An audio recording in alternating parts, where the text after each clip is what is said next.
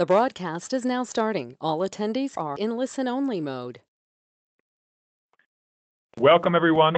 This is Tishan Palazzi from Rocky Mountain Institute. We will start the webinar in 2 minutes. So thank you for your patience. And then we will start right away.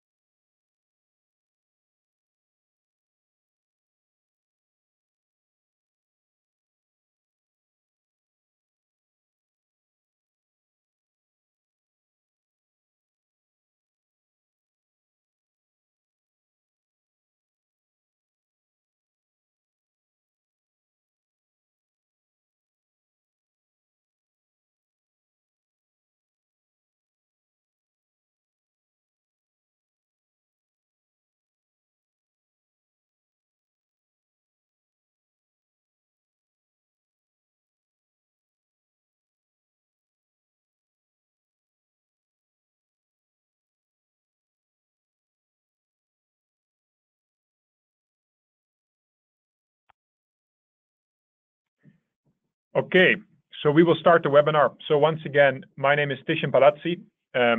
This is a GoToWebinar meeting. Those of you who are dialing in and also looking at the screen, in the GoToWebinar functionality, there should be a tab for questions.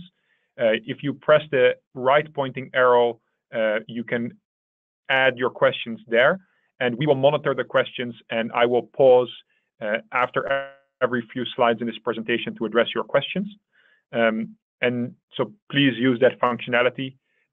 For the sake of time, we may not be able to answer all questions during this webinar, but those questions that we cannot address on the webinar, we will address online, and all questions and answers will also be published online on our website.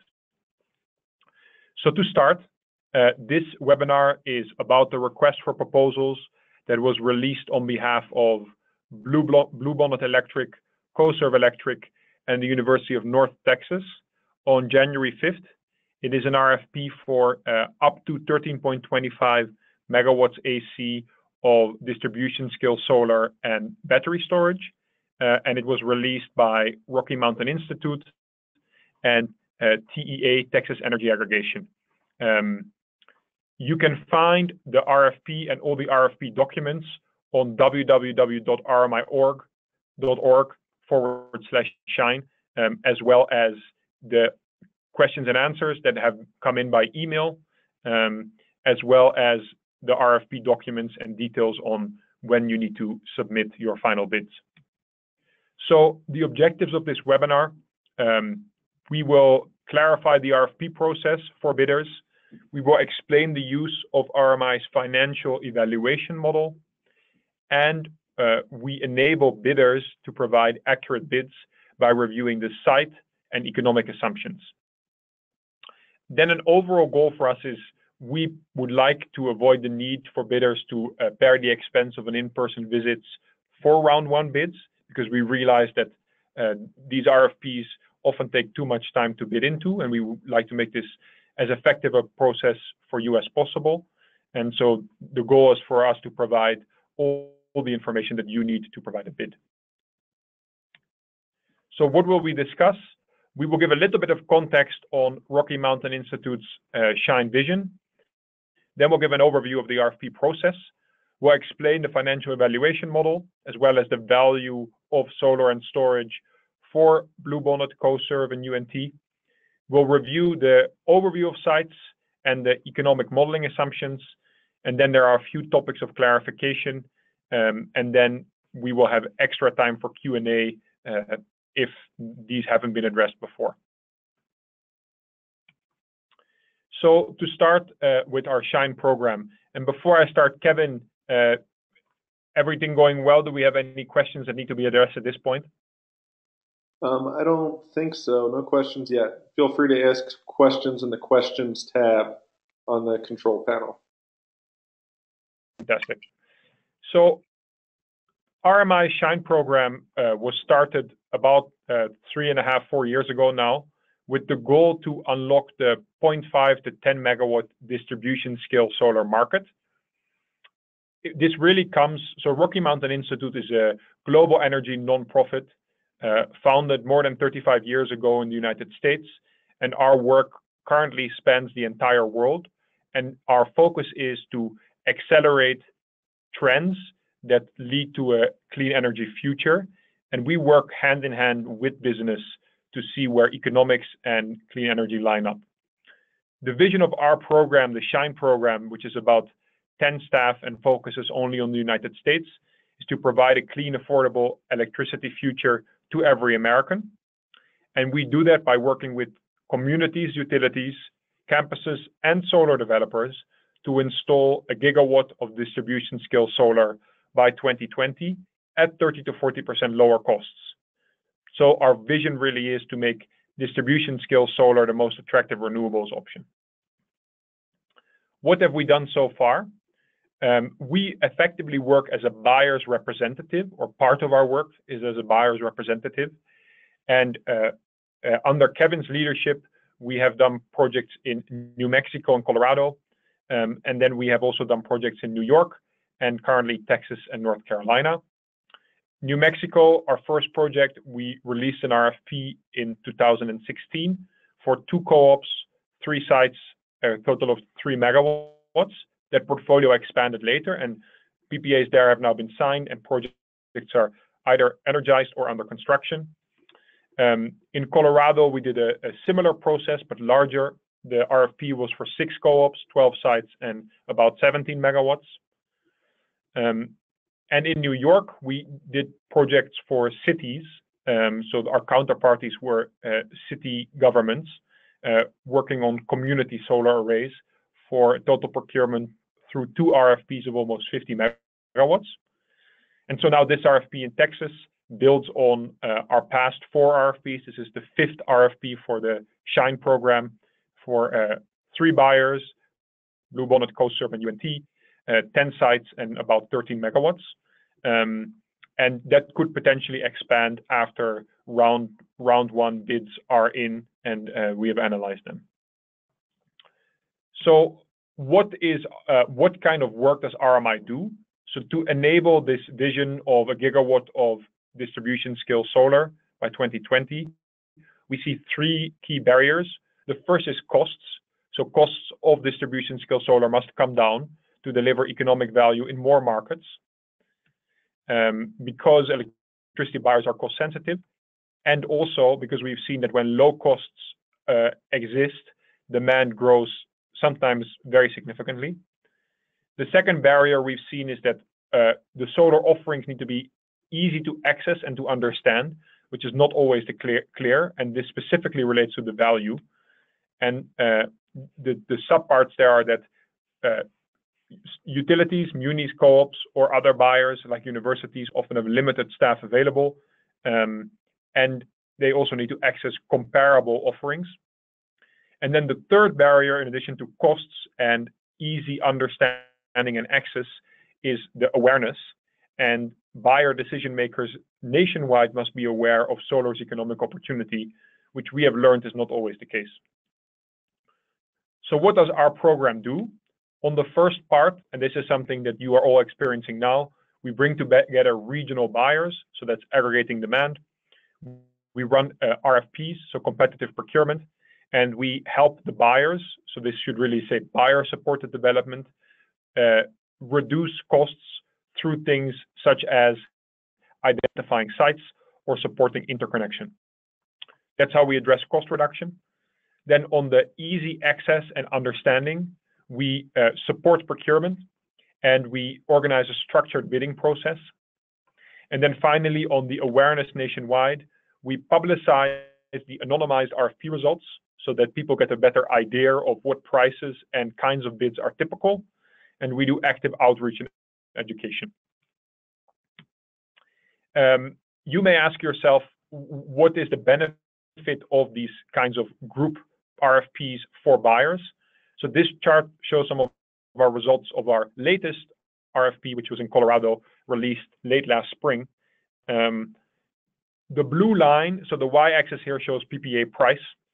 All the data points are prices for a 1 megawatt system, But when the reason these are lines is the price goes down as the x-axis, which is the portfolio size, increases.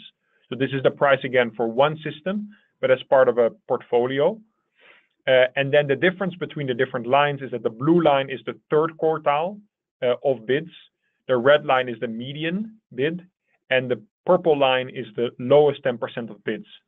Again, in the Colorado RFP that we ran late spring last year.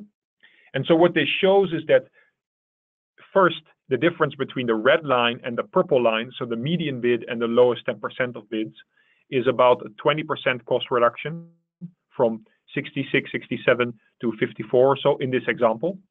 So that speaks to the benefit of choosing, for buyers, of choosing from more than one bid. And then the second thing this shows is that as the portfolio increases, so if you follow the purple line from left to right, we saw in the Colorado results that prices also decreased.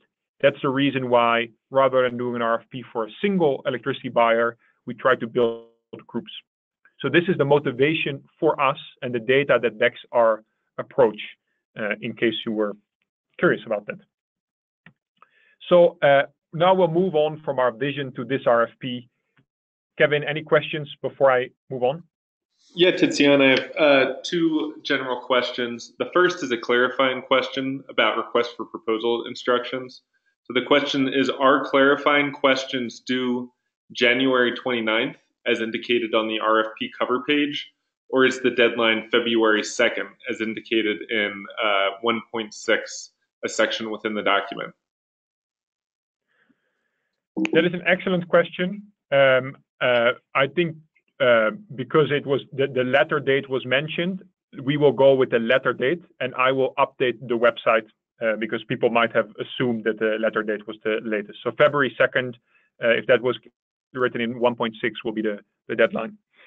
The second question is, can we get a soft copy of the presentation? Yes, we will publish the presentation and a webinar recording online. That's it for now. Thanks. Excellent. So moving on to this RFP. So let us give you a little timeline. The RFP was released January 5th. Today we're doing the webinar. By end of this week, we would like all developers who intend to participate to notify us. At the end of this presentation, I will explain what that means. It's also written in the RFP. By February 9th, 5 p.m. Mountain Time, round one responses are due as described in the RFP. And then by February 26th, RMI will notify the shortlisted bidders for round two bids. Then in the week of March 5th to 9th, there will be an in-person meeting between the shortlisted bidders and the buyers and RMI. And in April, at some point, possibly late April, round two binding bids will be due from the shortlisted bidders. In May, the buyers and RMI will notify the winning bidder on buyer's intent to proceed, and then we envision that by July, PPAs are signed. As of now, the baseline is to ask for projects commissioned and energized in 2019. The RFP bid sheet also provides the option to give a price sensitivity, how much PPA prices would come down for 2020 COD, because we recognize that particularly with the tariff announcement earlier this week, that could have an impact on PPA prices delaying by 1 year. So as the note says at the bottom of this slide, this is the target timeline. Dates may change. I will move on now to one of the key parts of this presentation, the value of solar and battery storage. And then if there were questions on the timeline, I will address those after this section. So this RFP is somewhat unique because we are trying to evaluate systems with the highest value for the electricity buyers. That does not necessarily mean the lowest cost. And in order to do that, we have provided not just an RFP response sheet, the bid sheet, but also a financial evaluation model that can be downloaded on our website for free. So let me explain in a few slides how we envision that this process happens for bidders. So the financial evaluation model has in its dashboard tab a cash flow chart for buyers. The specific buyer can be loaded through a drop-down menu also in the dashboard tab. And what that chart shows is the costs and values of a system design for these buyers. So we have already we are providing a model that gives an overview of values and costs. And as you can see in this chart, it might be quite busy if it's the first time you see it. There is not just a single value, but there is a stack of values. And this is quite important to understand because if you look at the first columns above the x-axis, you see that they seem to constitute less than half over the lifetime of the project of the value. Below the x-axis, you see the PPA payments in bright red. And then this specific chart also includes utility interconnection costs, which are most likely not borne by bidders. And we ask you in round one bids to assume no interconnection costs, but only costs for a study. And so the blue line here is the net value. So because not all vendors may be familiar or very familiar with values in the Texas market, we want to take a few minutes to explain these. So this chart is the present value over the 20-year PPA of the value streams. So it's effectively a sum of all the columns here in the cash flow with the discount rate applied to them depending on the year. And so let me explain some of these values. So moving from top to bottom, the first dark green part is the avoided ERCOT administration costs. This is a cost reduction per megawatt hour, and it includes the premiums avoided for ancillary services, ERCOT administration fees, and congestion revenue right add back. Then the second layer is the avoided hedge contract premiums.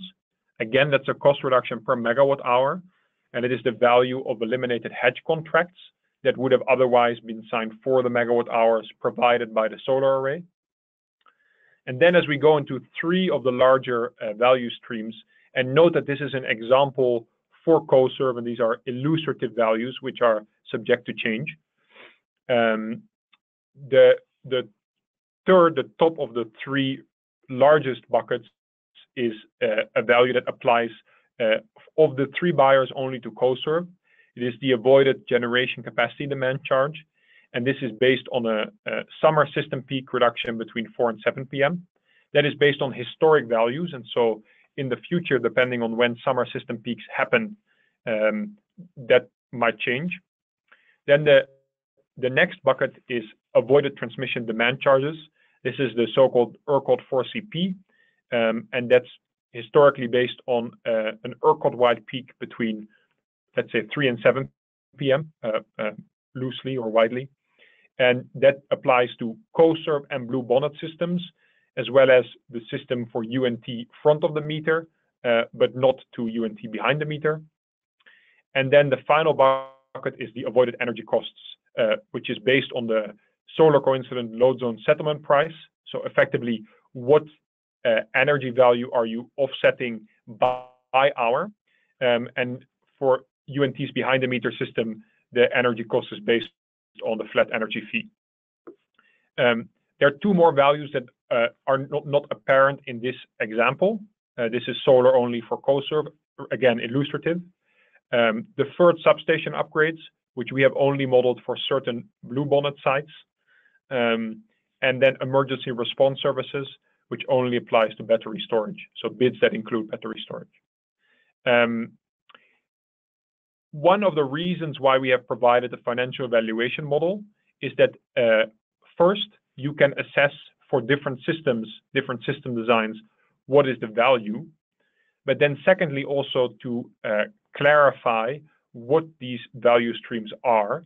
So not every bidder needs to build an independent model. If you have any questions about these after this webinar, you can always email shine@rmi.org, and we will try to address your questions. Kevin, I have one more slide to go through, and then I will stop for questions. So what is our reasoning behind this, or why does this matter? So if we would do we have done some draft economic modeling based on production profiles for fixed tilt and single axis tracking systems. And let us say that a fixed tilt system might have a lower PPA price. This is an illustrative example. If we model the net present value in RMI's financial evaluation model of that fixed tilt system at the $40 per megawatt hour PPA, that would lead for a certain buyer to a 750,000 roughly 20-year NPV. A more costly single axis tracking system, so a higher PPA price, modeling the 8760, so hourly production of that system, actually leads, in this example again, illustrative values, to a higher NPV. And so the point is that if we were to evaluate bids for lowest PPA price, we would not end up with the best bid for bidders, potentially. And so that is why we provide this financial evaluation model, because the metric that matters is not lowest PPA price. The metric that matters is highest value. And so this, really the financial evaluation model is a tool for all bidders to understand how does the NPV perform for different system designs with corresponding contract prices set by you. Sorry, one more slide, and then we'll stop for questions, and I imagine there will be a few here. What does this mean for the process that we envision? So we envision the following. First, bidders can model the different system designs and contract prices. We provide all the assumptions that you should need in RFP Appendix B, so Appendix B of the PDF document. And you can use this to create one or multiple bids and set the contract price for those in your own economic modeling tools and hourly production profiles. So that's step one. Then step two is to use our financial evaluation model, again, available for download at rmi.org/shine, to paste your 8760 production values and contract prices in respectively the inputs production tab and inputs menu tab, and then to see the NPV in the dashboard tab. And so you could do this for multiple systems and see how they perform on NPV level. And then in your response to the RFP, due by February 9th, you can submit your highest value bid for each site. Again, there are 10 sites, and some sites have multiple alternatives of system size and potentially including storage through our bid sheet. So that is sort of the process we envision. Kevin, I will stop here. What questions do we have that we can address? We have two questions, Tizian. I can answer the first one, and I'll give the second one to you. So the first question was, what was the term for the Colorado PPA, and did it escalate? The term was 25-year PPA at 0% escalator. The second question, Tizian, was what discount rate does RMI use when calculating NPV?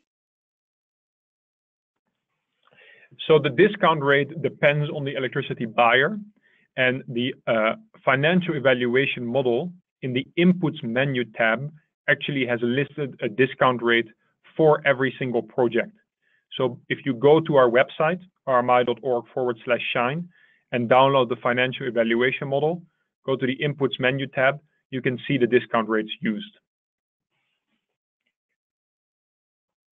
I just got two more questions coming in. Why don't I just give them to you now, if that's okay? Fantastic. The next question is, would you consider 25-year PPAs? No, in this RFP, we're looking for 20-year 0% escalator PPAs. The next question is, where is the value increase coming from in that example you provided? And it says, so where is I'll read it exactly as it's written. Where is the value increase coming from if not price and increased production?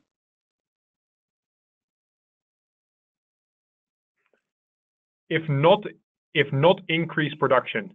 I think one way to answer this question, and I'm going back to the slide, is an escalation rate on ERCOT transmission charges. So as you see in this slide, the dark green with white dots, so the second positive column is transmission demand charges that are avoided. So that's ERCOT 4CP. And in the model, there is an escalator assumed in, I believe it is the inputs menu tab, or inputs general. It can be seen somewhere. So that escalator causes the value increase over time. It's indeed correct that there is no production increase. In fact, there's slight degradation, as can be seen, because the red PPA payments decrease slightly over time because fewer megawatt hours are delivered. And final question here for now is, I think we might have caused some confusion. So in the Colorado RFP, we had a 25-year term. And in Texas, what's the duration of the term that bidders should be providing? 20 years, 0% escalator. Great. That's it for now. Excellent. We can address more questions later. So we've discussed the financial evaluation model and the process that we envision bidders go through. Now let us talk a little bit about the details that you probably want to see to make your bids. So first of all, a note that might surprise you. In this webinar, RMI is not reviewing specific sites. We have created an Appendix B as part of the RFP. That's the PDF document that provides assumptions for every single site. And then we will give you an overview in the next slide of the sites that are in the RFP on a Google Maps level. But I have already received some questions for example, KMZ files of sites or detailed site layouts so that trenching studies can be done. And we actually don't ask bidders, again, in round one, to go to this level of detail. And that has three motivations. First, if we ask bidders to provide bids all on the same assumptions, no bidder can benefit and maybe unfairly be selected for round two because they use overly aggressive assumptions, so too low effectively. That's actually a very important metric, and that should benefit all bidders. The second motivation is that the buyers, Blue Bonnet, CoServe, and UNT, will see the economic benefit estimate based on round one prices before being required to make any investments in, for example, Geotech studies or firm site control. And then the third benefit, again, of not having highly detailed site information available at this stage is that it minimizes the bidder's time investment to prepare round one bids by not requiring detailed technical layouts for the specific site. That is to say, we recognize that you need information to make your bids. So we have provided a Google map. The link is in the RFP on RMI's website and also at the bottom of this slide. And that Google map is a normal Google map, so you can zoom in and out and go to specific sites. It indicates for every each of the 10 sites with the pin, the location, and then for sites where it is available, we also indicate the parcel.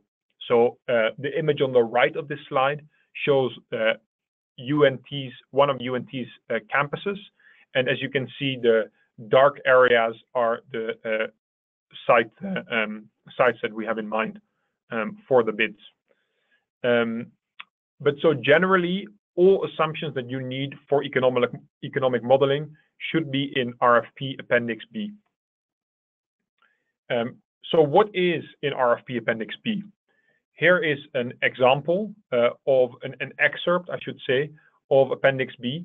So Appendix B has these fields for every single site. This is one example site, Maxwell Service, that is Blue Bonnet territory. And the callouts on this slide are meant to explain a bit more detail about what we're asking for. So obviously, for every project, we give let long, which you would need for your solar installation modeling. Some sites have a single capacity request. Other sites have a lower and upper bound request. And the reason most of you will be familiar with this, but that it is 0.99 megawatt AC, is that some of the values that we showed earlier, such as ERCOT 4CP avoidance, only accrue for systems below 1 megawatt AC. And so the projects that are more than 1 megawatt will likely be projects that are multiple 0.99 megawatt sites with separate interconnections, but built on the same parcel.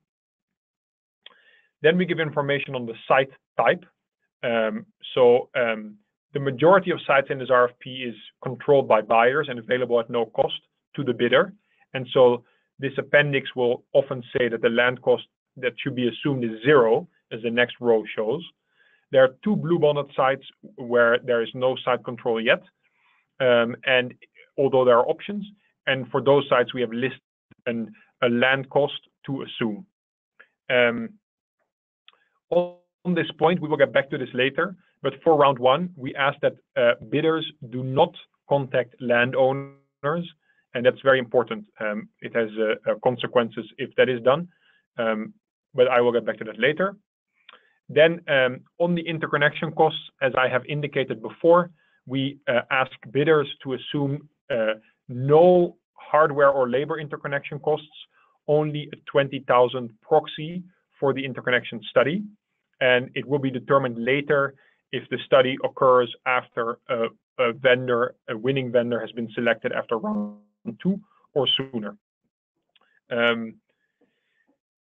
Some information about site, so acreage, soil type, and site conditions.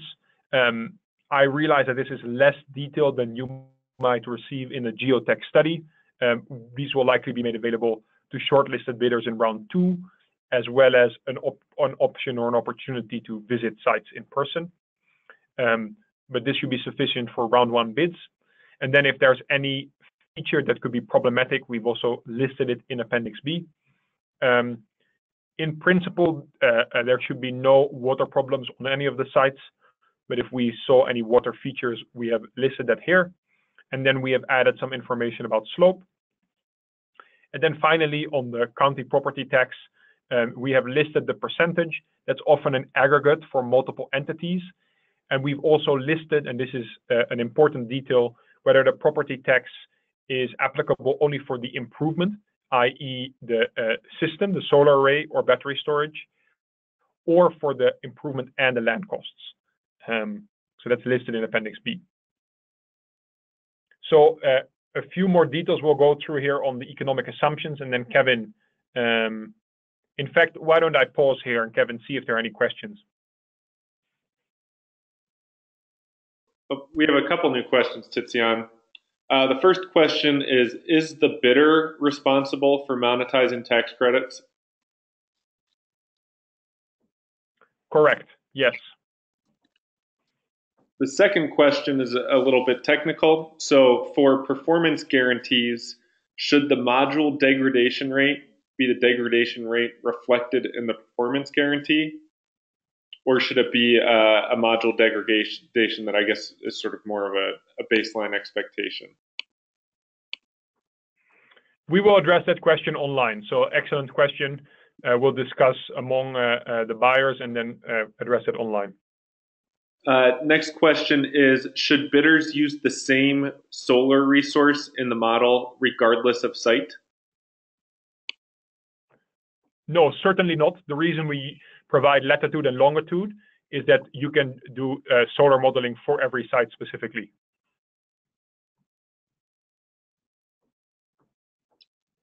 Okay, I think that's the questions for now. And then another note on solar resource.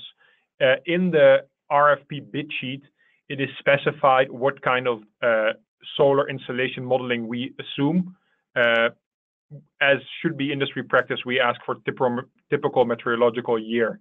This is listed again in the bid sheet above the tabs that ask for the hourly solar and or solar plus storage dispatch. Okay, so the next two slides are quite dense in terms of text. It's meant more as a resource, and this is also, again, literally copy-pasted from Appendix B, but a few relevant details to bring to your attention. For UNT, the STM project is a project request to be built on the distribution grid of DME, Denton Municipal Energy. UNT is in conversation with DME, and so please do not interfere there in any way. It's not necessary.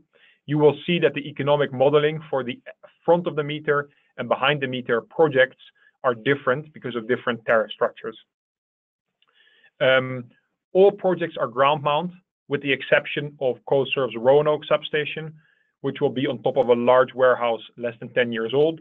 So please assume no roof replacements or module or racking movement during the 20-year PPA lifetime. And upon request, bidders who specify or specialize exclusively in ground mount may exclude this site from their bid. Relating to the slide I showed earlier, when modeling PPA prices, please provide prices for 5 portfolio assumptions. You can do this in the solar pricing tab in the RFP input sheet, which is 8 megawatts of portfolio, 12 megawatts, which is the baseline, 20 megawatts, and 40 megawatts. And I realized that those are actually 4 portfolio assumptions. And tab 10 of the RFP bid sheet provides more information on this. So it should be very self-explanatory from the bid sheet. Reiterating an earlier point, 20-year PPAs, 0% escalator. We are also asking for installed costs in dollars per watt in case the 3 buyers, Blue Bonnet, CoServe, and UNT, consider that option. Baseline expectation should be that COD is before end of 2019. We also ask for a price sensitivity for a single site for 2020. And in the process between rounds 1 and 2, in conversation with the shortlisted vendors, we might decide to move COD forward or backward based on the economic analysis. For the majority of sites, no land lease is necessary, so assume a $0 land cost. Permitting happens with the counties. None of the requested sites are on subdivisions, so there should be no permitting issues. And then regarding environmental impact assessment, please also assume no issues. We have verified that no site is a habitat for endangered species, and there are no known or probable archaeological findings on any site. A few more, and then I'll pause again for questions. For Geotech, please use Appendix B information. We're not making available the Geotech studies in this round, and you can assume piles can be driven easily to 12 feet with typical reject rates. Interconnection, we ask only for the bidders only to pay for studies at $20,000 per site proxy. Sites are outside the 100-year floodplain. All sites have access to good roads, so no road work is required. Title survey will take place after round 1, so please assume that the site belongs to the owner specified in the table. An important point, please model 1.5 cents per watt DC fee for RMI and TEA, a single fee, which 0.5 cent per watt DC would be due upon PPA signature, and 1 cent per watt DC will be due upon commercial operation date. That fee will only be paid by the winning vendor. The 3 buyers have a strong preference for top-tier models, inverters, racking systems, and tracking systems, as well as battery storage. And we ask you to provide the manufacturer details in the RFP bid sheet. So that will be your RFP response. Electricity off-takers, in principle, don't have a preference for fixed tilt versus single axis tracking. However, we do have a preference for the highest value system. And the 3 buyers require the associated RECs. So please don't assume that that's an additional value stream on top of the PPA contract. Kevin, that was a lot of information. Maybe we can pause for some more questions. Sure. Let me get caught up here. So the first question is, what methodology? Actually, I'm going to skip this. I asked for clarification. So the next question, Tizian, are bidders required to submit the site designs corresponding to 8760s submitted in the model? That is an excellent question. Let us come back to that in terms of posting. So we will post the answer to that question online. I need to review what we asked in the RFP bid sheet. Okay. Next question is, what is the Roanoke roof tilt and what type of roof is it? We will also get back to that on the website. Okay. Next question, Tizian, is, would the buyers consider a lease instead of a power purchase agreement? I think this is going to become 3 on a row. So we will get back to that on the website also. The next question is, do bidders have the option to provide just a PPA price without the EPC specific price if they're not interested in providing pure EPC services? Yes, that is possible. Okay, next question is, if the customer defaults on the project between contract execution and COD, will the RMI fee be returned?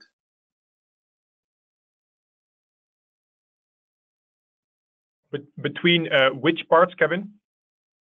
If the customer defaults... PPA signature and COD? Sorry. Correct. Yeah, let us also get back to that on the website. Next question is, will there only be one award for all sites, or will there be multiple winners selected? Yeah, excellent question. In principle, we will, this is partially based on economics, but we will try to go to a single winning vendor for all sites, if that is supported by the data. In other words, if the maximum value for all bidders as a group is a single vendor, then that will be the preference. If, however, the data show otherwise, then we hold the right to select more than one, or the buyers hold the right to select more than one bidder.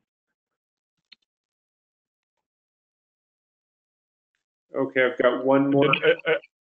Yeah, and Kevin, sorry, a note on that is that past RFPs have shown that a single vendor is often the best economic choice for all buyers.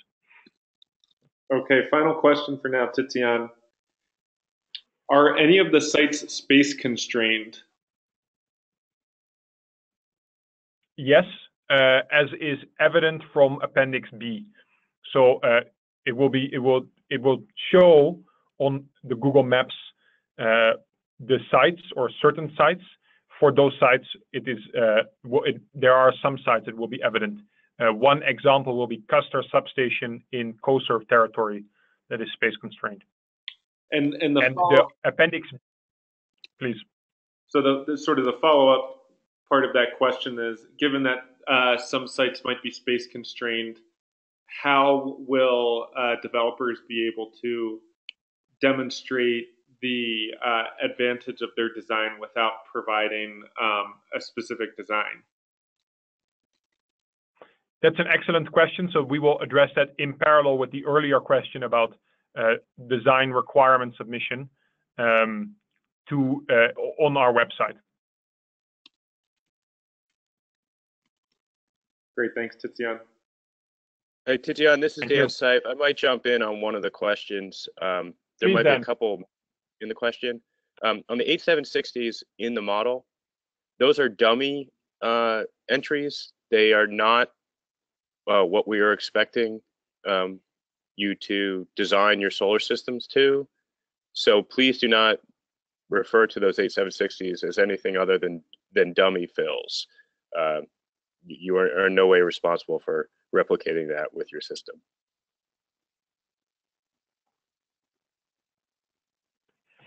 Dan, thank you. That's an excellent comment. Because I realize we have 15 minutes left, we're going to move forward. So just a few clarifications, and we're close to the end of this presentation.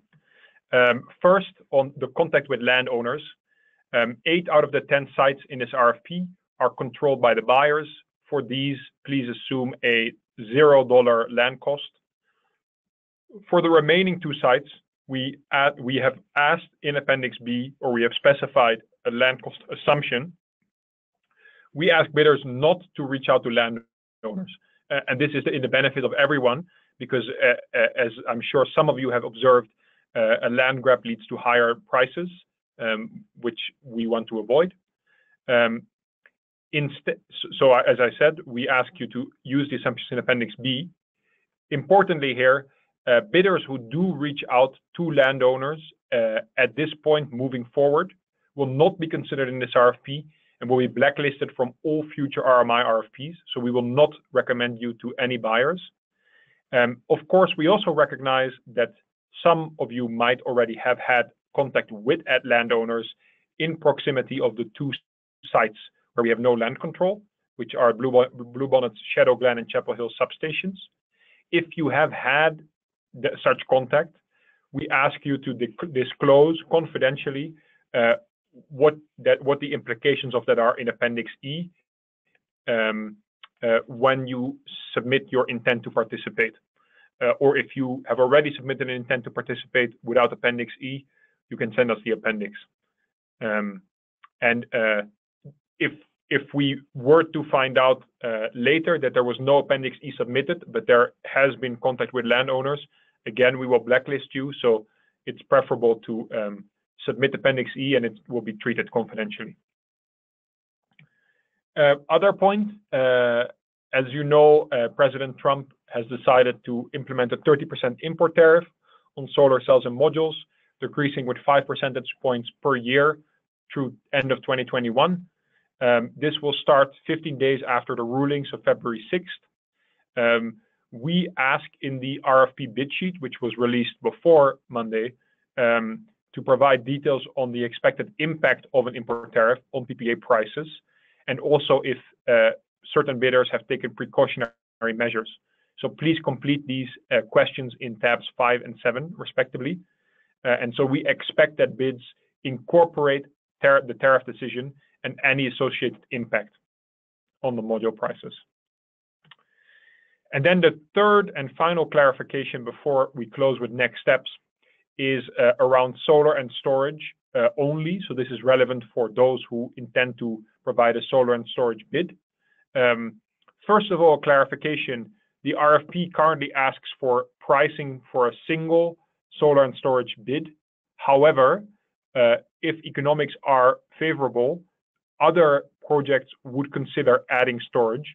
So the fact that a single 8760 for solar and storage is asked does not reflect the fact that only one system will be considered.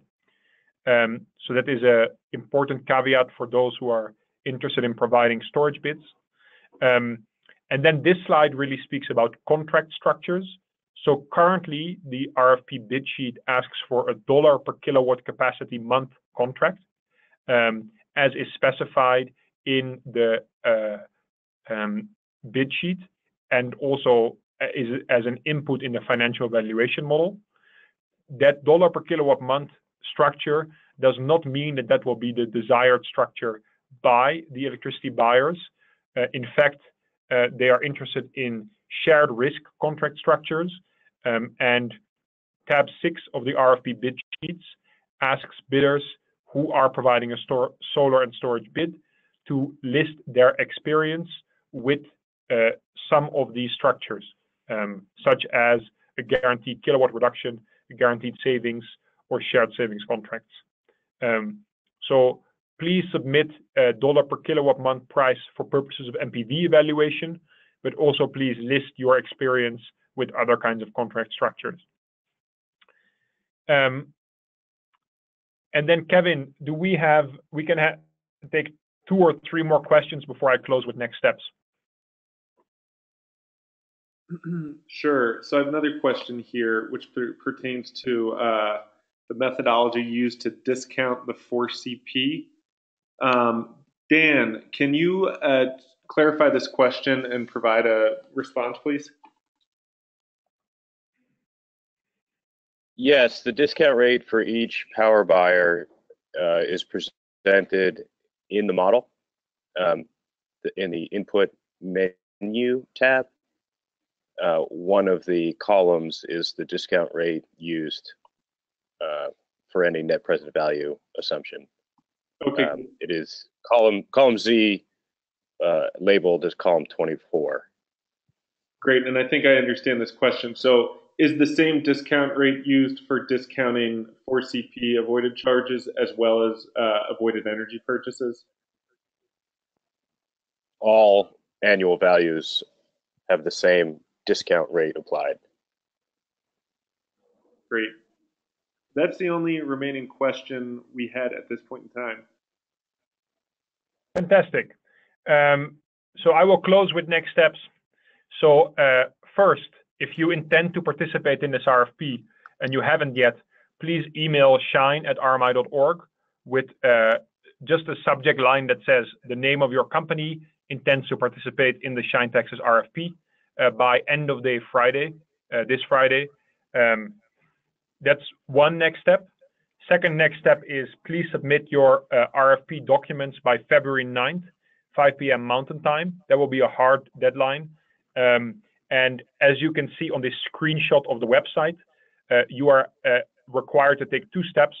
First is a $500 submission fee that is intended to cover the costs of RMI to review the bids.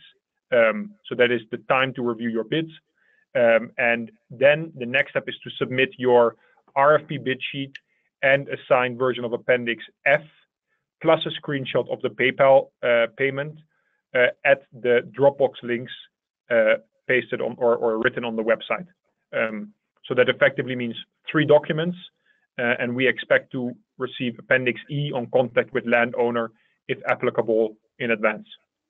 I think that's it.